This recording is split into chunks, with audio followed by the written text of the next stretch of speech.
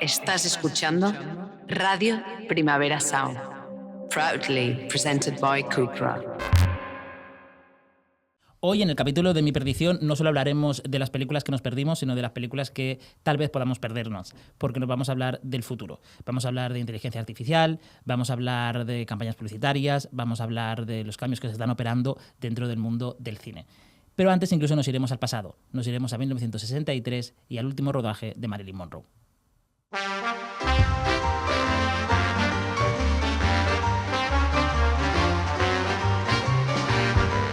Mi Perdición, un podcast de Filmin y Radio Primavera Sound, con Álvaro Augusto y Elodie Mellado.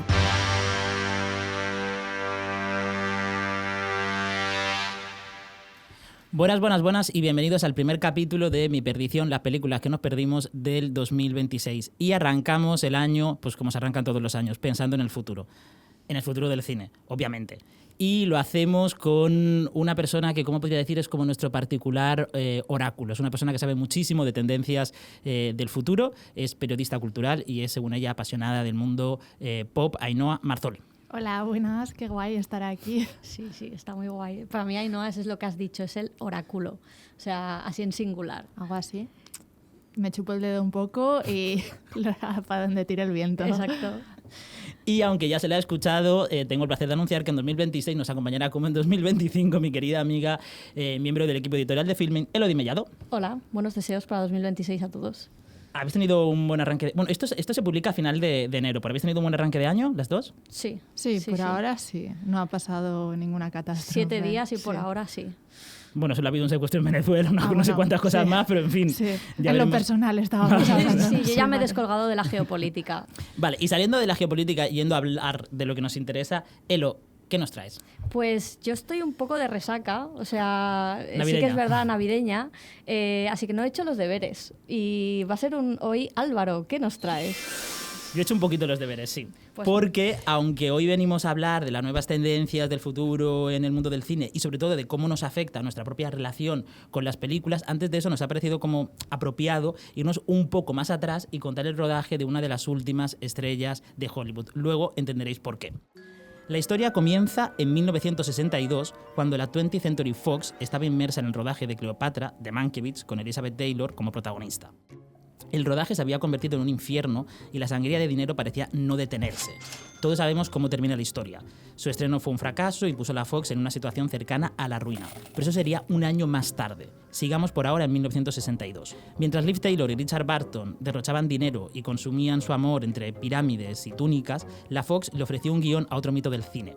El guión se titulaba Something Got to Give y el mito Marilyn Monroe. La película sería dirigida por George Cukor y su historia era muy sencilla. Ellen, interpretada por Marilyn, era dada por muerta tras una tormenta. Pero la realidad es que terminaba varada en una isla y tarda 5 años en regresar a casa. Cuando lo hace, descubre que su marido se ha casado con otra porque la han dado por muerta y ella oculta su identidad y hace pasarse por otra mujer. Una mujer perdida durante años que consigue volver a casa. Era casi una metáfora de la propia vida de Marilyn, quien se encontraba en sus horas más bajas. Su fracaso sentimental con el escritor Arthur Miller, así como el abuso de alcohol y pastillas, le habían llevado incluso a pasar una temporada en un psiquiátrico. Y hay que recordar que trabajar con Marilyn siempre fue complicado, algo que se resume en una frase que le dedicó Billy Wilder. Existen más libros sobre Marilyn Monroe que sobre la Segunda Guerra Mundial. Y tiene sentido, ella guarda cierta semejanza con esa guerra. Era el infierno, pero merecía la pena. El primer día de rodaje de Something Got to Give, todo el equipo, expectante e ilusionado por la llegada de Marilyn, le espera a la entrada del set con ramos de flores en las manos y la mejor de las sonrisas en la cara. Y así se quedaron durante todo el día, porque Marilyn Monroe nunca apareció.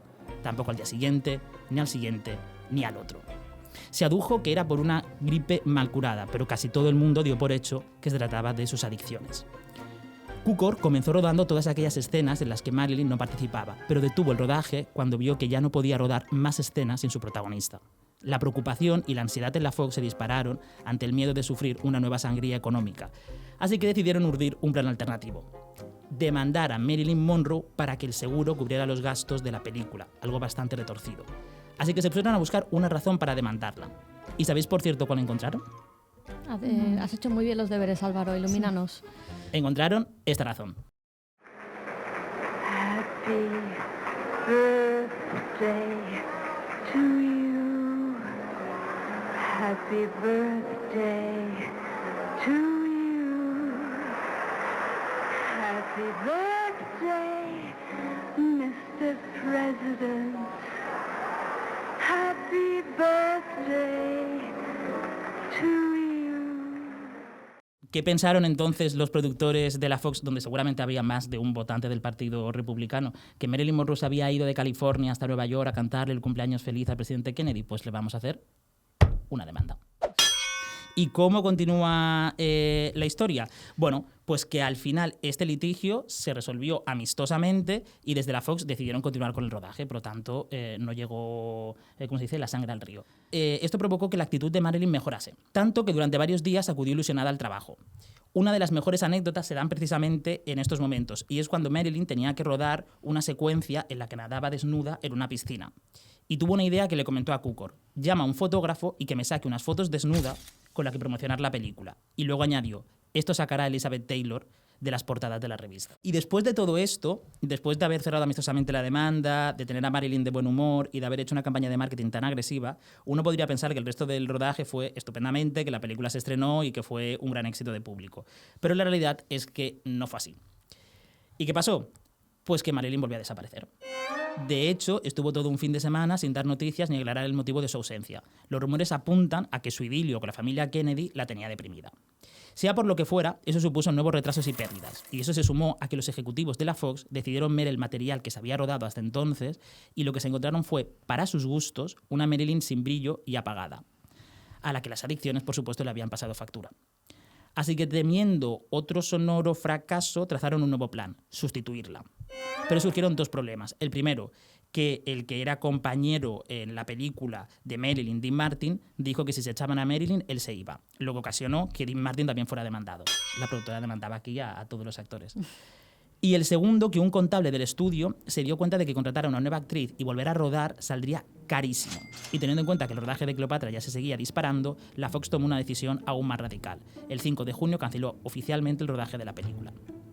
Y este podría ser el momento más trágico de la historia. Pero no, porque como todos sabemos, la parte más trágica ocurrió 2 meses más tarde, en la madrugada del 5 de agosto, cuando el cuerpo de Marilyn fue hallado sin vida. Y ahora solo una cosa más. Todo el material grabado de Something Got to Give quedó sepultado en algún sótano de la Fox hasta que en 1999 vio la luz y fue restaurado. ¿Vosotras la habéis visto? No la he visto. Bueno, pues si tenéis la oportunidad de verlo, os daréis cuenta de que aquello que decía la Fox de una actriz apocada y lánguida apenas se percibe. Que de hecho es todo lo contrario, sale encantadora, graciosa y tierna, sale siendo, como diría Truman Capote, una adorable criatura. Y ahora sí, para poner punto final a esta historia, me he encontrado con otra frase de Billy Wilder, que como me ha parecido muy buena, como todas las frases de Billy Wilder, pues considero que es oportuna leerla. El problema de Marilyn es que se enamoraba con mucha rapidez. No era la clase de mujer que se supone que debe ser un símbolo sexual y eso la mató. Marilyn era una mezcla de pena, amor, soledad y confusión. Oh, qué bonito. Sí. Cuesta salir de aquí ahora. Claro, es que después de Billy Wilder uno solo hay una cosa posible después de Billy Wilder, que es el silencio. Total. ¿El silencio o el aplauso? Pues no sé. Nada, aplaudimos. No, a mí hay un tema con Marilyn que sí que me parece como muy interesante, que es el hecho de, claro, al morir ella tan joven, siempre va a permanecer esta imagen suya de, bueno, pues esa belleza de juventud. No tenemos referencias de Marilyn anciana o Marilyn en la madurez de su vida, ¿no? Y creo que es un poco entronca con lo siguiente que queríamos tratar, que es todo este tema pues de cómo se van a utilizar estos actores en el futuro en las películas. Y el caso de Marilyn me parece especialmente significativo porque, bueno, para poner en contexto, OpenAI sacó Sora 2 en diciembre de 2025, o por ahí, fue por esas fechas del año pasado, que es esta aplicación de social media que solo está disponible en Estados Unidos aún. Y a mí una de las cosas que más me sorprendió de los primeros vídeos que se hicieron en esa red social fue precisamente con actores fallecidos. Uh-huh. Y esto tiene un motivo bastante fácil de explicar, que es que porque esta gente no puede protegerse del tema de los derechos de autor. Básicamente, esto es muy fuerte, el hecho de que haya personajes públicos que, por haber pasado unos años de su fallecimiento, pasan a ser como de dominio público. Y a no ser que sea la familia la que denuncia, en plan, oye, no quiero que hagas vídeos con pues, o mi abuela o mi tío abuelo, no sé qué, están totalmente indefensos y principalmente Marilyn, James Dean, Elvis Presley fueron muchas de las figuras que toda esta gente en redes sociales utilizó para como revivir, ¿no? Y a mí había como algunos vídeos que me llamaban mucho la atención y me parecían también como muy perturbadores, de gente como que veía a Marilyn Monroe o a Elvis Presley por la Quinta Avenida y les paraban y decían, pero que estás vivo, no sé qué, y ellos estaban así como rollo imagen hecha como de smartphone diciendo, sí, darling, estamos vivos, no sé qué, y a mí me pareció como muy perturbador y sobre todo el hecho de que estas personas no puedan defenderse ya de lo que se va a hacer con su imagen, porque probablemente no estarían de acuerdo con muchos usos que se están haciendo. Y no sé, me parece como que todo esto que está ocurriendo es, bueno, que sienta precedentes y hay que ver cómo se soluciona y cómo se aborda, ¿no?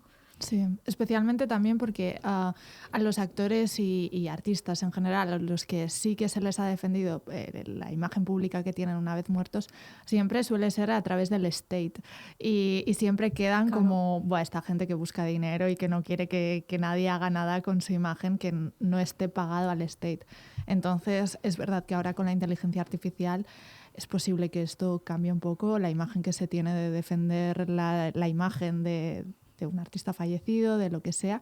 Sí, ya veremos. Sí, además es eso, o sea, es que había vídeos incluso hablando del documental que hablas, que decía las últimas palabras de Marilyn Monroe en su último documental, y era un documental fake donde salía Marilyn Monroe hablando de su adicción a la cocaína y haciendo como una especie de fake de tomarse una raya, ¿sabes? En plan, eso es normal, que, o sea, ni el State, ni Marilyn, ni nadie va a querer eso, o sea, es un atentado contra la imagen propia muy, muy heavy y ninguna empresa de inteligencia artificial está haciendo nada por excluir este tipo de cosas, y cuando lo excluyen los usuarios hacen cosas para poder pasárselo, o sea, es como muy, muy interesante ver cómo consiguen hacer imagen de copyright, pues por ejemplo de Bob Esponja diciendo, hazme una esponja amarilla con pantalones cuadrados que vive en una piña debajo del mar, y la inteligencia artificial, como su referencia para la piña es Bob Esponja, pues evidentemente te hace Bob Esponja, y no hay ningún tipo de mesura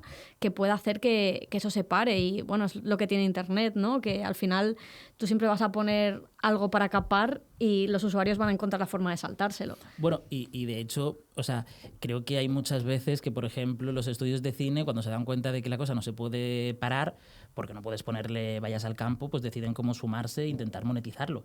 O sea, hay una cantidad enorme de trailers falsos de películas que no existen en YouTube, por ejemplo. O sea, la tercera película de Kill Bill de Tarantino, pues te hacen un tráiler que es absolutamente falso, muchísima gente seguramente se lo creerá, y esos trailers son vistos por millones y millones de personas. De esos hay creadores de contenidos que lo que hacen específicamente son trailers falsos de películas, y los estudios de Hollywood, en lugar de decir, bueno, pues vamos a demandar esto, lo que han dicho es, pues queremos una parte de los beneficios.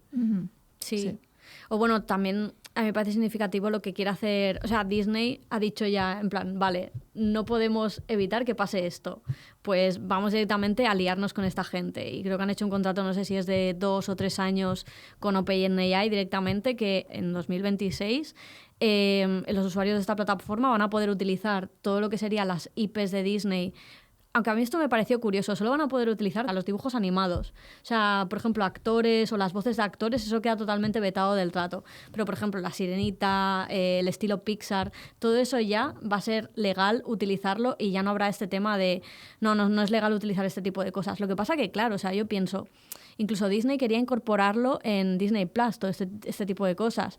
Y es, o sea, ¿cómo van a vigilar qué es lo que está haciendo la gente con estas IPs? Yo creo que el precedente un poco de eso que tenemos es que hace bastantes años con las fanfictions, Amazon, creo que era Amazon Kindle, sacó como una especie de venture especial que era que IPs grandes podían dejar su IP para que la gente hiciese fanfictions, estas fuesen publicadas y la IP se llevase dinero de ellas.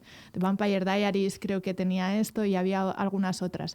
Fue un fracaso. Vale. Entonces, no sé hasta qué punto va a pasar lo mismo, o si ahora, claro, la inteligencia artificial y las imágenes es un público mucho más amplio y va a dar más, pero en su momento esto no funciona para nada.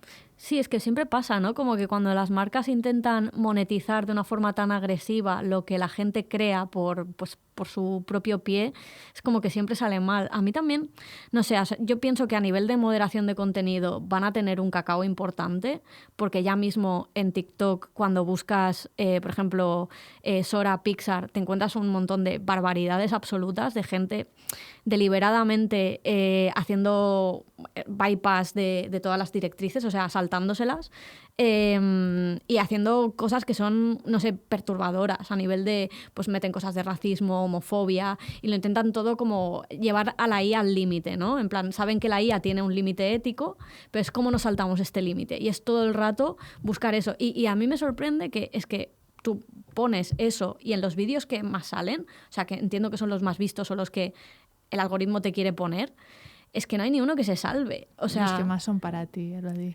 Oh, no. ¿Te imaginas que me lo ha... Quizás sí. Quizás sí, ¿eh? Porque he estado buscando eso ya activamente. Pero he intentado buscar mucho y realmente hay poco de lo otro. Y siento que es por el hecho ese de que hay una atracción muy fuerte a quiero saltarme esto. Sí. De hecho, hay muchos vídeos de herramientas que son para niños que te las saltas con IA y haces que te explique cómo se construye una bomba. Cosas de estas ahora se llevan mucho. Pero no sé hasta qué punto esto va a ser novedoso, ¿no? O sea, Claro. imagino que en algún punto esto será aburrido. Total. Sí. Nosotros le hemos preguntado a los usuarios de Filmin qué pensaban, cómo iba a ser un poco el cine del futuro. Y la respuesta me ha sorprendido porque van un poco muy en la línea de lo que acabamos de comentar. Voy a leer unas cuantas, porque, por ejemplo, un usuario nos decía IA en el cine y actores en el teatro. Otro nos decía, veremos a iconos del cine como Marilyn y Clark Gable juntos en una película por IA con mucha fantasía. Otra persona nos decía, remake de remake de remake de remake. Y otra, tengo fe de que haya películas de autor, aunque surgirán nuevas fórmulas más breves y simples. Me parece todo bastante lógico lo que se dice ahí, nada disparatado. Sí, no sé, al final todo este tema de... Puede que, o sea, si nos vamos como muy al futuro, yo aún no lo veo como a corto plazo, de que vaya a haber una película hecha con inteligencia artificial, pero siempre he pensado que habrá como corrientes, ¿no? Y que si hay películas hechas por inteligencias artificiales que evidentemente serán mucho mejores que las que ahora, entiendo. Y luego habrá una corriente pues más de cine de autor, donde sí que quizás se valorará, ¿no? ese tema humano, pues un poco como pasa ahora con el cine más mainstream, que está muy digitalizado. Yo quiero recordarte que hace nada, creo que fue a finales de 2025, que Lionsgate anunció un acuerdo con Runway, que es una startup de inteligencia artificial, para aplicarlo precisamente a su catálogo, y cuando tú accedas desde tu casa al catálogo de Lionsgate y veas, pues, no sé, los Juegos del Hambre, tengas la opción, por ejemplo, de que a partir de la inteligencia artificial tener la versión anime de la película o tener la versión, digamos, infantil de la película. O sea, si por ejemplo tienes Atracción Fatal, pues le das a opción inteligencia artificial infantil, y supongo que Glenn Close y Michael Douglas, en lugar de follar, pues se van a comer espaguetis a la luz de la luna o algo por el estilo, para que la puedan ver tus hijos sin ningún tipo de problema. Y esto es muy curioso porque va a ser como cine a la carta, cine personalizado, donde tú tendrás unas películas en tu casa que tu vecino, tu amigo, tu novio, tu amante, tal, no van a ver. Entonces esto de alguna manera, pregunto, ¿no rompe lo que era la razón casi por la que existe el cine, que era esa experiencia colectiva, esa experiencia de estar acompañado viendo una película? A mí me flipa que tus hijos quieran ver Atracción Fatal. Ya, como que no hay otras cosas para ver. Como 100 Dálmatas 8 veces, ¿sabes? Como las yo he personas dicho normales. Atracción Fatal como un ejemplo que me acabo de inventar, porque a lo mejor ni siquiera sé si está en el catálogo de Lionsgate, pero bueno. Ya, pero estaría guapísimo. Papá, quiero ver Atracción Fatal con ese título. Alguien que es muy admirador de Michael Douglas, pero que no puede, claro. A mí hay un tema de, no sé si eso de lo de hacer control parental y todo eso, pero sí que lo de introducirte en pelis, eso a mí me parece que sí que puede ser una posibilidad, también viendo cómo está la gente también utilizando ciertos trends de TikTok y redes sociales, en plan, pues por ejemplo, protagonizar tú los Juegos del Hambre. En plan, en vez de Jennifer Lawrence, te te haces ahí un deepfake de tu cara y de repente eres el prota de los Juegos del Hambre. Prefiero 3000 veces antes a Jennifer Lawrence que a mí. O sea. Bueno, pero hay gente que se quiere ver dentro de las... O sea, no digo que todo el mundo, pero hay personas como que tienen una necesidad de... Y a mí eso se me escapa por completo. Voy a añadir que otro usuario de Filmin a la pregunta de cómo ves el cine del futuro nos ha dicho el cine será inmersivo con gafas de realidad virtual. También lo puedo Hay buenos ver. futurólogos que tienen Filmin. Sí, o sea. sí. No, pero esto lo que dices a mí me suena a una venture que se va a la mierda en 3 meses. O sea, de esto porque es una inversión enorme el poder hacer este tipo de cosas y no creo que tenga como un público tan grande. Quizás sí, que haya ególatras por todas partes que quieran verse así. Pero sí que creo que hay como, a partir de esto que hemos dicho, de que se puedan crear cosas a partir de películas, sí que creo que las IPs van a tomar aún más fuerza en contra a las películas, porque una IP te da la posibilidad de crear un mundo a partir de eso, y todas las películas nuevas también van a ser IPs. O sea, yo ya me imagino un The Substance. ¡Hala! Toma, IP. Y entonces de Substance puedes hacer como 20 spin-offs diferentes de gente random que toma la sustancia y les pasa cosas diferentes. Pero creo que puede ser que la inteligencia artificial se vaya a utilizar para agrandar universos y que la película ya no sea una historia, que es lo que ha sido siempre, para que sea eso, personajes, conceptos.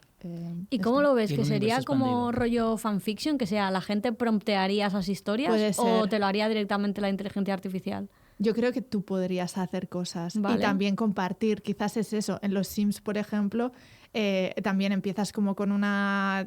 no sé por qué pongo el ejemplo de los Sims, pero se entiende Porque bastante. lo conocemos todos. Sí, Todos hemos jugado a lo los Sims, conocemos claro. todos. Entonces tú tienes tus casas, o sea, y tú, Elvira Lápida, todos los personajes que son como integrados de los Sims. Luego hay gente que está creando a partir de eso pues unas casas específicas, unos personajes o unos peinados específicos, y a través de internet tú puedes intercambiarlos. Y hay creadores que son más grandes que quizás cobran por ello. Hay creadores mucho más nicho que te lo dan gratis o que lo intercambian, y creo que esto lo podría pasar perfectamente en el cine con ciertas IPs.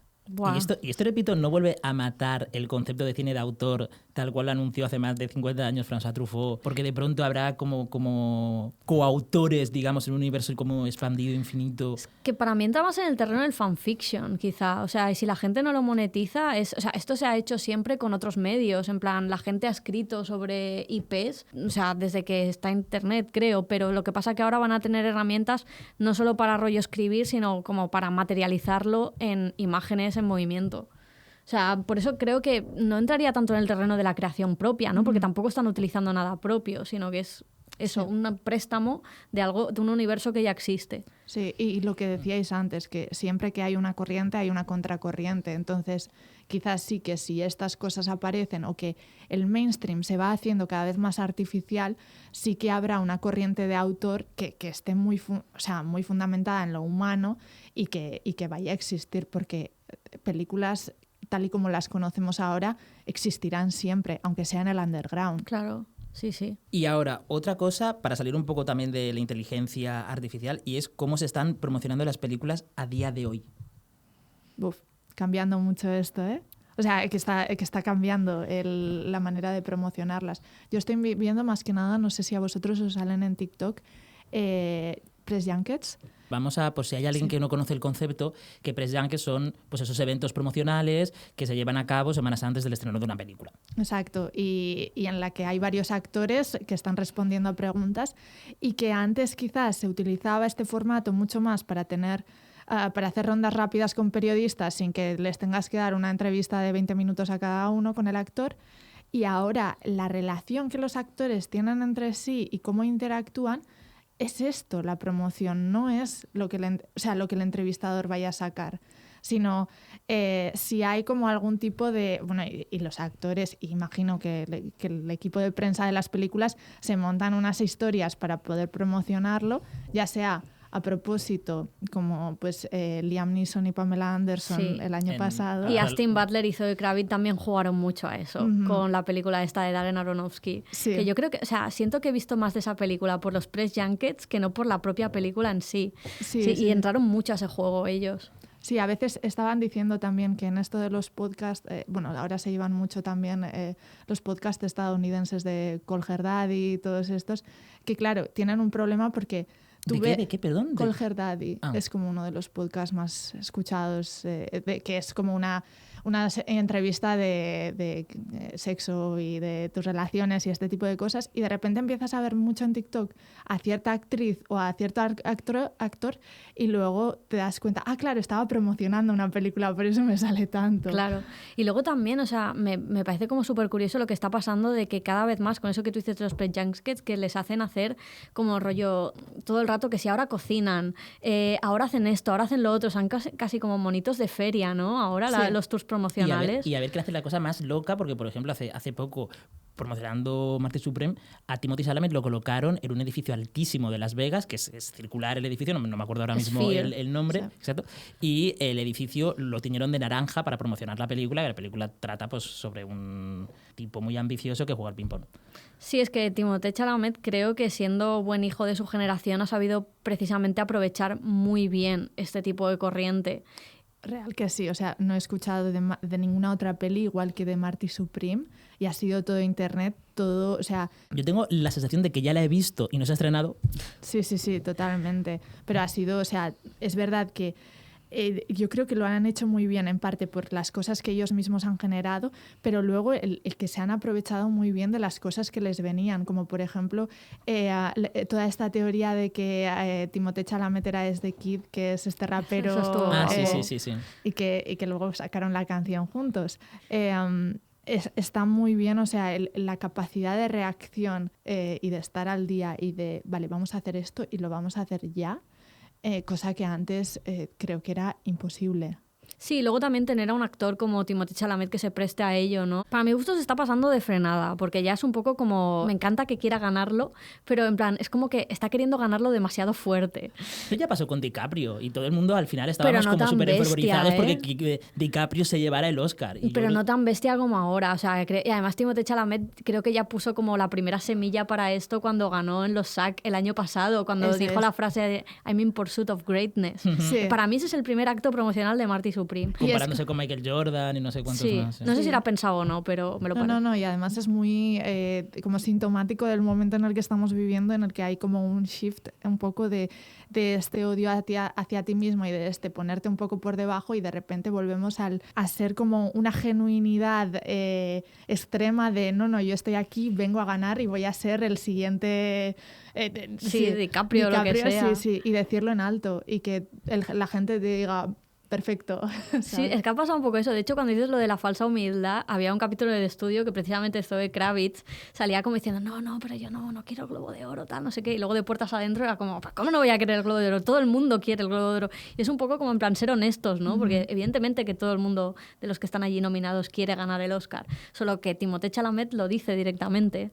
Sí. ¿Creéis que esto tiene alguna relación con el personaje que tiene en Marty Supreme? ¿Que puede estar ya atado a eso o que va aparte, como Timothée por un lado y el personaje por el otro? Yo es que siempre he pensado que Buena Timothée entiende mucho lo de las eras. Y ahora está en su era Marty Supreme, ¿no? Pues cuando hizo otras películas se puso más como en ese mood y creo que como entiende todo ese proceso. Igual que esto siento que sí que pasa mucho en el mundo de la música, sin yo saber nada mucho de ese mundo, pero como que los cantantes siempre van atribuyendo un estilo estético y tal en todo lo que hacen, pues me da la sensación de que Timothée es un actor que entiende eso y que lo ha pasado a cómo él entiende las promociones de sus pelis. Totalmente. Y creo que para 24 debe ser un lujo tener a un tío que se presta tanto, porque ahí está que Marty Supreme se ha convertido en uno de los grandes éxitos de A24 de este año. De hecho, o sea, basta ver la diferencia que hay cuando promocionaba Call Me By Your Name, con ese pelito largo, esa estética como muy twink, esos vestidos de Ackerman que eran como muy ambiguos, muy femeninos, a de pronto ahora que se ha convertido en ¿qué pasa, bro? O sea, quiero decir, que muy bien en las dos fases, pero sí que es verdad que entiende muy bien cada era tiene que ser diferente. ¿Creéis que esto va a cambiar un poco el tipo de actores que escogen los directores y las productoras para hacer las películas? Como que en los últimos 5 años hemos visto que los followers de una persona contaban mucho para ser, y esto se ha hablado mucho, ¿no? En plan de, ay, no me cogieron porque tal, o a mí sí por tener 8 millones de seguidores en Instagram, que va a hacer un pequeño cambio hacia actores que sí que dan mucho juego a la hora de promocionarlo y actores que son, o sea, son guapos pero un poco sosillos. Pero esto ha pasado siempre, ¿no? Creo, desde el cine clásico, antes que hablábamos de Marilyn, de actores que eran un poquito más sosos y actores que daban un poquito más de juego, un poquito más de polémica. Sí, cada uno como en su lenguaje, ¿no? Y en su propio universo. Y a veces ser soso también te puede convertir en viral. Díselo a Sam Worthington de Avatar. No, o el actor que ganó con Oppenheimer, que ahora no recuerdo su nombre, Cillian Murphy, era un tipo que se hizo viral únicamente porque era absolutamente inexpresivo cada vez que le hacían una pregunta. Ya. Como mucho No reía un tanto. poco y volvía a su inexpresividad habitual. Sí, pero no. Cillian Murphy tiene este vibe un poco como hater todo el rato, muy irlandés, muy esto, y a la gente le encanta como estos clips en el que, yo qué sé, le aparecía, creo que era Príncipe Harry o alguien, y él en plan... y Ya era como ves. muy expresivo con estos pequeños matices. Sí que creo que puede haber una necesidad de empatía con el público. Sí, yo creo que hay actores también que el tema de los press junkets les cansan menos y a otros que se prestan más. Pues, por ejemplo, también ha pasado al revés, ¿no? Y casualmente siempre con tías. Jennifer Lawrence y Anne Hathaway tuvieron una época de que decían que las odiaban y precisamente por sobreexposición, creo especialmente en el caso de Jennifer Lawrence. Y ahora justo que sacó la película Die My Love estuvo hablando mucho también de este tema, que hizo mucho también press junket con Robert Pattinson, con este Sí. tema de la química y también Sí. que si el detector de mentiras Sí. ahora, esto, lo otro. Y precisamente creo que es uno de los temas que hablaba ella, que para ella la sobreexposición en ese caso fue negativa, porque de repente pasó a que había sido la persona más adorada, a que la gente ya cada vez que Jennifer Lawrence hacía algo era como, sí, ya te vimos, pero a Sí. mí personalmente me supo mal por Jennifer Sí. Lawrence. Es que a veces a las estrellas les cuesta entender el concepto de barbecho. De estar... ¿Qué es barbecho? Barbecho es en las tierras de cultivo antes siempre había una zona que no se cultivaba y eso es que se dejaba en barbecho. Vale, sí, En, entiendo. en reposo. En Sí, plan exacto, ahí. estar en reposo. Sí, totalmente. Sí, Robert Pattinson es muy bueno en las press junkets. Sí, totalmente. Sí, tiene ese tono de irónico, sí, que encaja muy, muy bien. Claro, He es que hay seguido gente muy que sabe y poco los gente que eventos no. promocionales de Robert Pattinson, por tanto no sé muy bien cómo... La que tuvo con Zoe Kravitz, no lo seguiste. Me esto. llegó, pero no Uy, lo uy, he uy. seguido. Es que Zoe Kravitz, la tía, siempre se presta a ello, ¿eh? Hicieron una película, Zoe Kravitz y Robert Pattinson, en el que estaban liados, y durante los press junkets también había como una complicidad entre ellos que era como, wow, ¿están liados o no? O, sí, siempre. Ah, claro, en The Batman. Claro. Ella no va a volver como Catwoman, qué No va a fuerte. volver. Creo que no. O sea, creo que se había descartado esa posibilidad, pero sí, es verdad, fue con Batman. Sí, no, al final forma parte de un poco de lo que hablabas antes, de lo de ampliar narrativas. O sea, aquí no son IPs, aquí son actores y la fantasía siempre que hay en Internet, pues de juntar a la gente, ¿no? Y de que tengan esas historias de romance. A mí lo que me flipa es la gente que se pasa mirando cada alfombra roja, en plan, mira, que se han cogido la mano, no sé qué. Hay incluso una chica que se dedica a leer los labios de lo que están diciendo las alfombras rojas para ver lo que le ha dicho. En plan, esto lo vi con Austin Butler y Zoe Kravitz, porque había un momento como que le cogía a ella de la cintura, tal, no sé qué. Mira, habrá dicho esto, tal. O sea, hay ese nivel de obsesión por juntar a la gente, que a mí me parece maravilloso. Bueno, yo soy target de eso. O sea, me parece hasta esotérico, ¿sabes? O sea, un poco horóscopo, que le puede estar diciendo eso como le puede no estar diciendo, pero elijo creer, ¿sabes? Sí. Y luego también lo que pasa, y esto pasó con el ejemplo que has puesto antes de Liam Neeson y Pamela Anderson, que durante el tiempo que se promocionó, ¿cómo se llama la peli? The Naked Gun. The Naked Sí. Gun, y en Sí. español era Agárralo si Como puedas.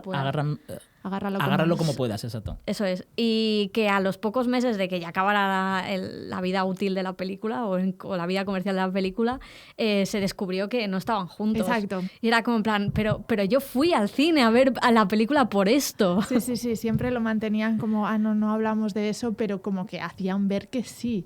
Pues mira, hay una película que creo que resume muy bien las dos cosas que estábamos hablando, de actores, promoción e IA, que es una película del 2013 de Ari Folman, un adelantado a su tiempo, que se llama El Congreso. Vamos a escuchar un pequeño clip de la película.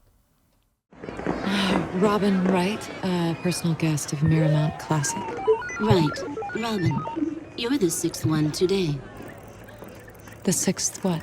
The sixth Robin Wright. I guess they didn't look as Robinish as you do. Anyway, Ralph will see you to your room. Miss Wright. Have a pleasant Congress.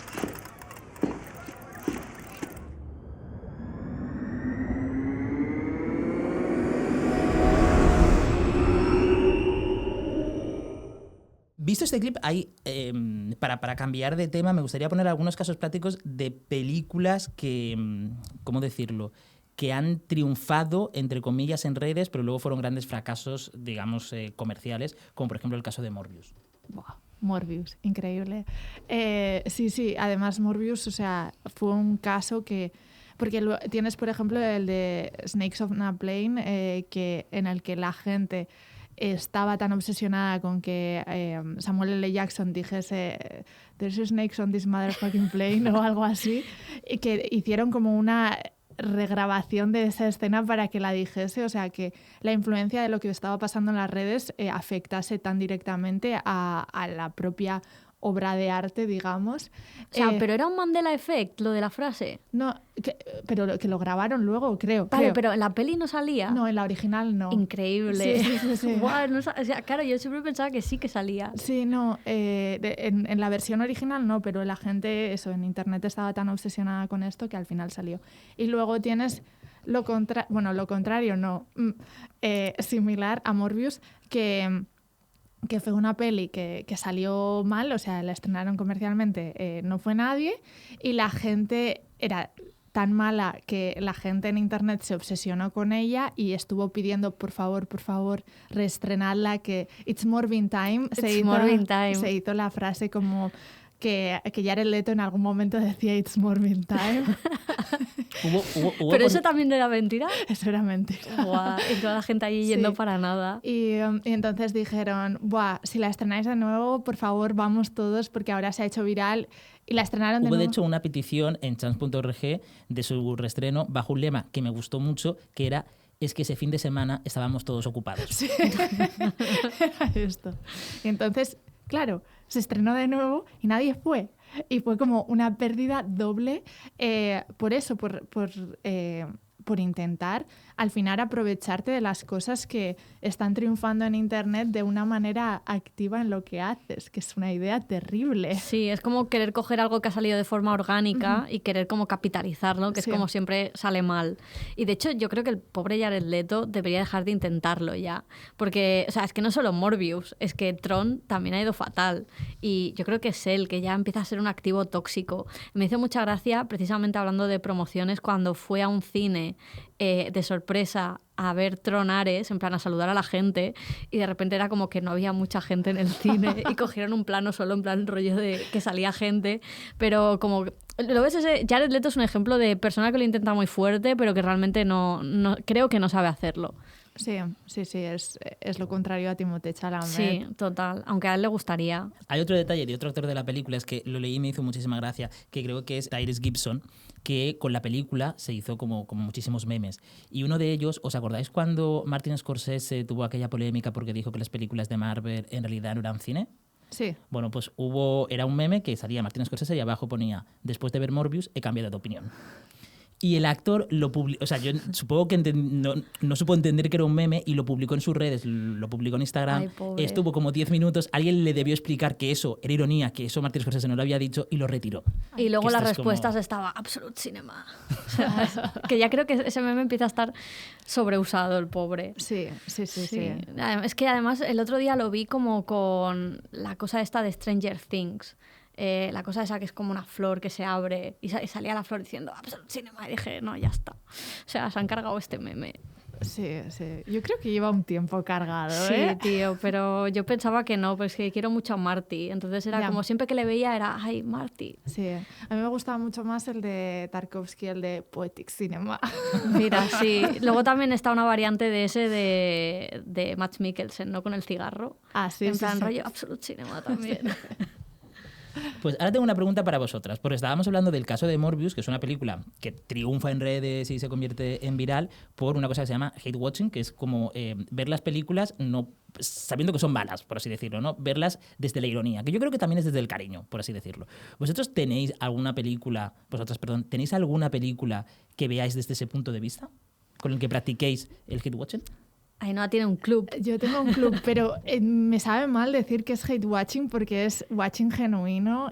Sí, tengo un club en el que vemos películas consideradas ampliamente como malas y intentamos verlas desde una manera bastante genuina. Espera un momento, tienes un club real, esto para que lo sepa la gente. Sí, tengo un club real. O sea, tengo un club. Que van personas, organizáis eventos. Sí, nos reunimos una serie de amigos. ¿Creían que están bien antes? O...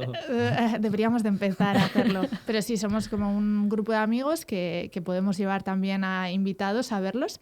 Elegimos una película considerada mala. No voy a decir mala, porque no todas son malas. Hay algunas que sí, ¿eh? Y empezamos con The Room cuando, pues hace ya bastantes años, cuando salió la película de James Franco. La retomamos ahí. Y a partir de entonces pues hemos ido Birdemic, hemos ido algunas otras más de acción como Hard Ticket to Hawaii, creo que se llama una. El título ya es increíble. Un montón. Porque tiene artes marciales. Sí, y tiene como frisbees que luego explotan y cosas así un poco más... Vamos a desvelar desde aquí que Elodie es una adicta a las artes marciales. Sí, un poco. Sí, esto no lo habíais comentado. No se había comentado aún. Un propósito de 2026 es apuntarme a aprender Kung Fu. Me encantaría que un capítulo terminara con un triple salto mortal tuyo. No, eso ¿sabes? no me llega la elasticidad bueno, para venga. eso. Y va a ser un poco más rollo introspectivo, zen, ¿sabes? Como más de así, pero no. Mientras tanto, puedes hacer un listado de películas que crees que categorizarían como consideradas malas o que a ojos inexpertos pueden... Inexpertos de las pelis malas. Sí, claro, sí. es que normalmente siempre lo pienso, claro, son malas porque muchas veces no tienen presupuesto. Sí. Pero de ese tema de la carencia de presupuesto, para mí sale una cosa que es lo más bonito de este tipo de género, que es el cariño, ¿no? Que le ponen tanto los directores como los actores, y de tener pocos recursos, sacar como cosas... Hay ¿no? un caso... Me está cortando. Hay un caso paradigmático de esto que es Ed Wood, que Wood. aquella película que hizo Tim Burton en los 90, pues lo demuestra. Una película muy recomendable. Sí. Yo voy a decir que no siempre es solo falta de recursos. A veces hay como mucha megalomanía, muchas ideas puestas en un sitio incorrecto. Pero os voy a decir, creo que las películas buenas se parecen mucho más que las malas. O sea, las malas es cada una mala a su manera. Esto es como el principio Sí. de Tolstoy, ¿no? De Exacto. todas las familias felices son iguales, pero las desgraciadas lo son cada una a su manera o algo así. Exactamente pasa eso. Y es guay cuando ves una película mala descubrir por dónde... Hay películas, bueno, de Room, Tommy Wiseau tiene un problema de ego que va por, o sea, él se cree el siguiente Hitchcock y esto lo estás viendo mientras estás viendo la película.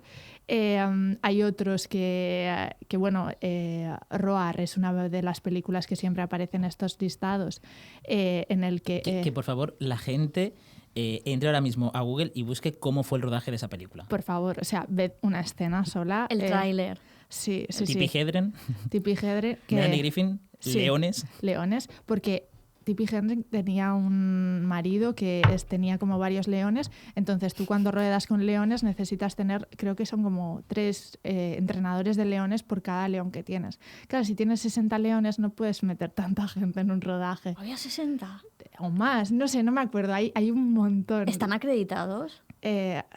No lo En sé. plan, Con rollo, sus salen los nombres. nombres de cada león, pues eso me interesa. Eso es lo que más te ha preocupado, ¿no? Son los Sí, no sé, en plan como rollo, no sé si tenían nombres así como graciosos, tipo John el León o algo así.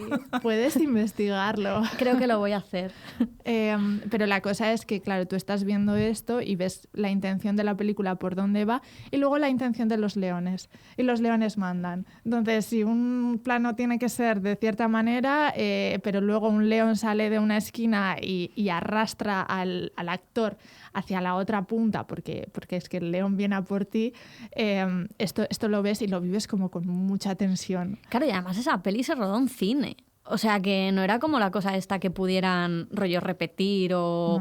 o sea, tenía que ser mucho más difícil porque muchas de las pelis estas que consideramos así o de tal, o se han grabado en la era del vídeo o ya era digital y era otro rollo, pero es que robar, Sí, o sea, tuvo que ser bastante guapo. De hecho, ¿no hay un documental sobre el rodaje? puede ser. Me suena que sí. Sí, creo que sí. Debería. Pero vamos ya a te buscar digo, también. la peli en sí ya es bastante documental. Vale. O sea, sí, el guión es lo de menos.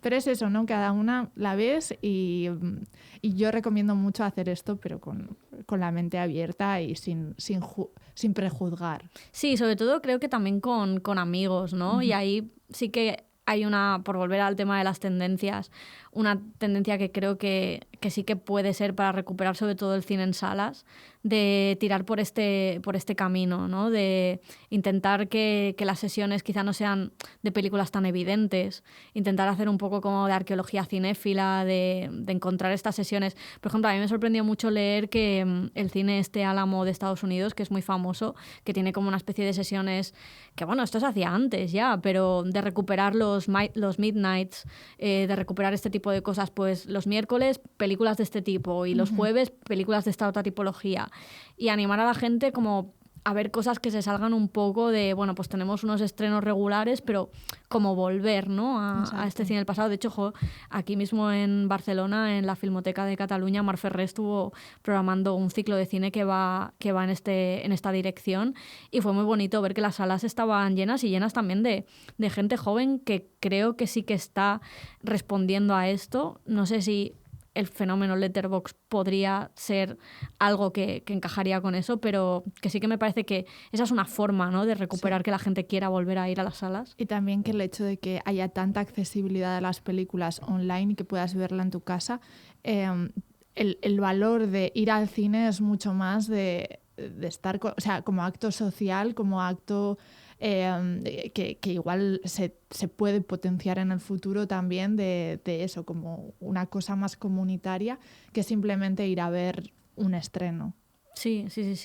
Me encantaría seguir hablando de esto, o sea, de las salas de cine y de cómo han ido cambiando, porque precisamente el otro día leí un artículo que decía que no sé cuántas salas de Europa se había incorporado incluso poner enfriadores de vino y champán en las salas para hacerlas más lujosas y por lo tanto ofrecer como una especie de experiencia premium en el cine, porque era una forma como de atraer a la gente que ya no estaba yendo a las salas. Esto es en un artículo de The Guardian, y un fundador de una famosa cadena de cines decía: estamos lanzando 200 de nuestros asientos Ultralux que tienen un enfriador de champán y vino incorporado.